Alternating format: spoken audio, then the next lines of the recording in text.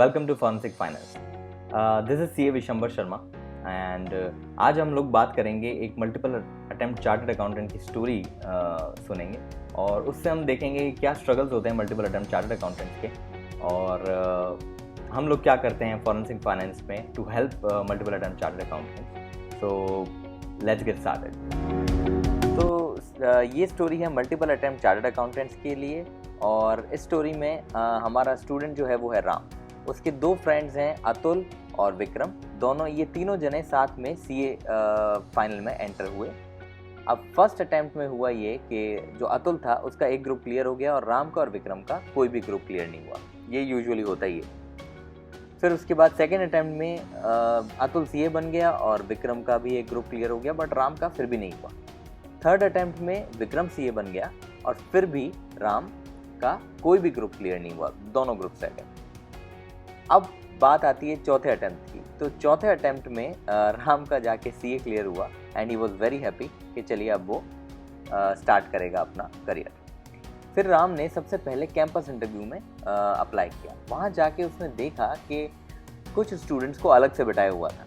अब वो अलग से जो स्टूडेंट्स बैठे थे वो उसको पता चला कि आईटीसी कंपनी ने फर्स्ट अटेम्प्ट स्टूडेंट्स को सेपरेटली बैठाया हुआ है। वेल कैंपस प्लेसमेंट में उसका लक इतना अच्छा नहीं रहा राम का, तो कैंपस प्लेसमेंट में उसका नहीं हुआ और वो वापस अपने सिटी लौट आया। अब उसको आगे कुछ करना तो था, तो राम ने अपनी पहली जॉब स्टार्ट करी एक सीए फर्म में, छोटी सीए फर्म जो कि उसके मेट्रो टियर 2 सिटी में थी। मेट्रो सिटी में तो वो था नहीं, तो वहाँ पर उसने अपनी फर्स्ट जॉब स्टार्ट करी। जो मिनिमम पे आउट मिला उसी में उसने एग्री करके स्टार्ट करी। अब 2 साल बाद जब उसको लगा कि इस पैसे में तो काम होगा नहीं, मुझे इंडस्ट्री में मूव करना पड़ेगा, और उसका मूड भी ये था कि वो इंडस्ट्री में मूव कर जाए या तो मैन्युफैक्चरिंग या सर्विस, तो उसके लिए उसको बहुत स्ट्रगल करना पड़ा। अब प्रॉब्लम्स ये आती है कि जब आप इंडस्ट्री में मूव करने जाते हैं तो आपने काम तो किया है statutory audit, internal audit, bank audit, tax returns, ये काम जनरली क्या होता है, ये प्रोफाइल में है। अब आपको इंटरव्यू कॉल आए कैसे, तो कोई कॉल ही नहीं आ रहा था उसको एक जॉब दिखी जो कि होटल इंडस्ट्री में थी और उसने अपना स्टडी किया कि उसके सीवी में छोटा सा काम उसने होटल इंडस्ट्री में किया था। तो उसने एक नया सीवी तैयार किया जिसमें उस काम को दिखाया और रिवाइज सीवी अपलोड कर दिया उस जॉब के लिए। अब रिवाइज सीवी तैयार करने के बाद और अपलोड करने के बाद उसने एक काम सबसे अच्छा किया कि जो सीवी में कीवर्ड्स लिखे थे उनकी तैयारी पहले से ही कर ली, क्योंकि उसको पता था इंटरव्यूअर्स उसके बारे में सवाल ज़रूर पूछेंगे। तो इसकी वजह से उसको उस इंटरव्यू क्लियर करने में और जॉब मिलने में बहुत आसानी होगी। ओके गाइस, सो आप लोगों ने स्टोरी तो देख ली है सीए मल्टीपल अटेम्प्ट को क्या क्या इश्यूज फेस होते हैं और क्या क्या चैलेंजेस आते हैं। तो देखिए सीए पास करने तक के चैलेंजेस तो आप लोग देख चुके और वो आप कर भी चुके। अब बात ये आती है कि जॉब्स में आगे जाने के लिए जो चैलेंजेस आते हैं आपको, जब सीए फर्म से मूव करना इंडस्ट्री में या फिर आपको फर्स्ट जॉब भी इंडस्ट्री में चाहिए, तो जो आप लोगों को ये इश्यूज फेस होते हैं कि कैसे हम लोग उसमें मूव करें, तो उसके लिए देखिए हम लोग फॉरेंसिक फाइनेंस में इसी चीज़ के लिए काम करते हैं। बिकॉज ये स्ट्रगल्स मैंने खुद फेस किए हैं, ये स्टोरी मेरी स्टोरी है, तो आई नो कि लॉट ऑफ अदर कैंडिडेट्स की भी स्टोरी है। तो इसीलिए मैंने ये कंसेप्ट स्टार्ट किया फॉरेंसिक फाइनेंस का और इसमें हम लोग हेल्प करते हैं सारे चार्टर्ड अकाउंटेंट्स जो कि मल्टीपल अटेम्प्ट्स हैं या फिर सीए इंटर स्टूडेंट्स हैं जिन्होंने बीच में छोड़ दिया because of family pressures, XYZ things and कोई भी रीज़न हो, तो हम उन लोगों की हेल्प के लिए हमारा फॉरेंसिक फाइनेंस की काम करता है। तो अब देखिए हमारा बहुत सिंपल सा फॉर्मूला है, 2 स्टेप का फॉर्मूला है। सबसे पहले ये कि आपको आपका सीवी थोड़ा सा बिल्ड करना पड़ेगा, बिकॉज आपको इंटरव्यू कॉल्स अगर आने हैं तो वो आपके सीवी से ही आएंगे और कोई आपके पास रास्ता नहीं होता। सीवी आप मेरे पास आज तक जितने भी इंटरव्यू कॉल्स आए हैं सारे naukri.com से आए हैं, 90% naukri.com, कुछ एक लिंक्डइन से भी आए थे बट 90% naukri.com से आए। ठीक है, तो आपको सबसे पहले सीवी आपका ऐसा अपडेट करना पड़ेगा, उसमें ऐसे कीवर्ड्स आपको जोड़ने पड़ेंगे जिससे आप के लिए इंटरव्यू कॉल्स आना स्टार्ट हो जाए। नंबर 1। नंबर 2 ये कि इंटरव्यू कॉल तो आ जाता है, अगर मैंने कोई कीवर्ड लिख दिया मेरे सीवी में, let's say FP&A profile, forecasting projections का, तो मुझे इंटरव्यू कॉल्स तो आने लग जाते हैं। बट बात ये आती है कि आप उसका जवाब दे पाएंगे इंटरव्यू में। तो उसके लिए हम लोग कुछ practical courses, industry based courses यहाँ कराते हैं, जिससे आपको ये हेल्प मिलती है, आपको इतनी अच्छी अंडरस्टैंडिंग हो जाएगी कि आप आसानी से उनके जवाब दे पाएंगे। पहली चीज़, आप इंटरव्यूअर को सेटिस्फाई कर पाएंगे कि आप वो काम कर सकते हैं, राइट। बिकॉज जो मटेरियल हम यूज़ करते हैं, डॉक्यूमेंट्स हम यूज़ करते हैं, एक एक इनवॉइस, एक एक document which we are using is exactly the same जो कि हमें इंडस्ट्री में काम आता है।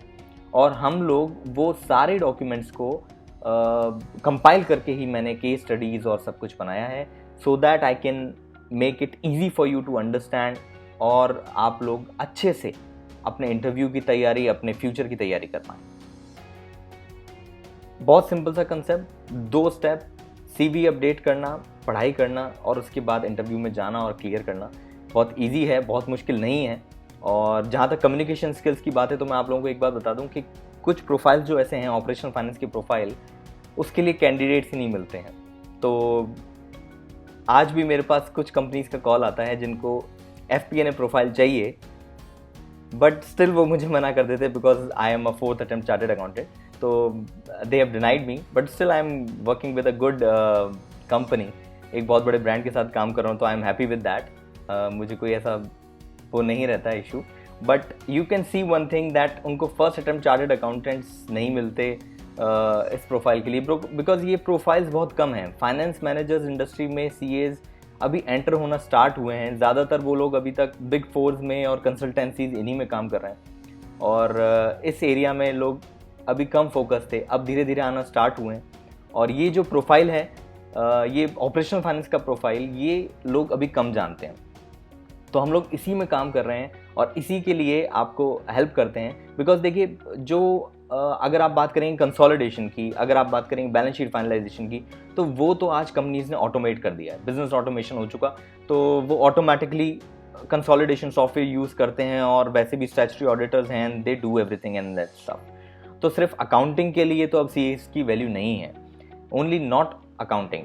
Now what companies want from chartered accountants or MBA students और CA interns is कि वो लोग कई और चीज़ों में पार्टिसिपेट कर सके, मैनेजमेंट डिसीजन में पार्टिसिपेट कर सके, डेटा एनालिटिक्स में पार्टिसिपेट कर सके, forecasting, projections, operational finance, MIS reporting, monthly closing, और department wise profitability, cost centre wise profitability calculate कर सकें, उनको एनालाइज कर सकें। तो इन चीज़ों की रिक्वायरमेंट, डिमांड बहुत ज़्यादा है मार्केट में, और इनके लिए जो प्रोफाइल जिस पे हम काम करते हैं, जिसे मैं कहता हूँ FP&A ऑपरेशनल फाइनेंस का प्रोफाइल, वही हम लोग पढ़ाते हैं कि प्रैक्टिकली कैसे हम लोग काम करते हैं ऑफिस में, राइट। तो ये हमारा कहना है कि आप अपने इस पे CV पे काम कीजिए, अपने स्किल्स पे काम कीजिए, अपने स्किल्स को डेवलप कीजिए, बिकॉज जो नेक्स्ट अपॉर्चुनिटी आएगी उसको आप 100% सिक्योर कर पाएंगे with the help of these kind of skills. So I hope you like this video, and please share this video as much as you can, and help your fellow chartered accountants. Or in case if you have any query, our number is there. You can call us anytime and WhatsApp us anytime. So we'll be able to help you on that. Thank you so much. Thank you so much for listening, and welcome to Forensic Finance.